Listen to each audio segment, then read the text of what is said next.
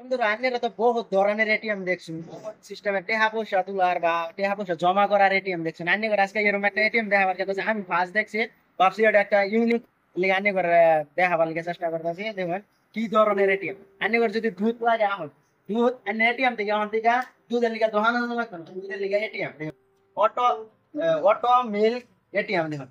এখান থেকে আপনি 10 টাকার দুধ লবান না 20 টাকার দুধ লবান মানলে এলো আন্যা তখন দেবেন আবো সিস্টেম। মানে দেখুন আপনি 10 টাকার দুধ 250 গ্রাম পাবান, 20 টাকার 500 গ্রাম পাবান, 50 টাকার 750 গ্রাম পাবান। এই সিস্টেমটা দেখুন, এই সিস্টেমটা আমার বহুত ভালো লাগছে। এই সিস্টেমটা যদি সব জায়গাতে হয়ে যায় দুধের দুধের ধরুন কম বেশি সবের দরকার পড়ে কত কেউ আয় বলতে পারে মোটামুটি দোকান টোকান সব পাবো। এই সিস্টেমটা যদি সব জায়গায় তাই কিনুন সহজ। মানে আগে 10 টাকার দুধ লাগলে তো 10 টাকার দুধ লেগে গেলেন, 50 টাকার দুধ লাগলে 50 টাকা লেগে গেলেন, আখের মর্জি মতন লেগে গেলেন।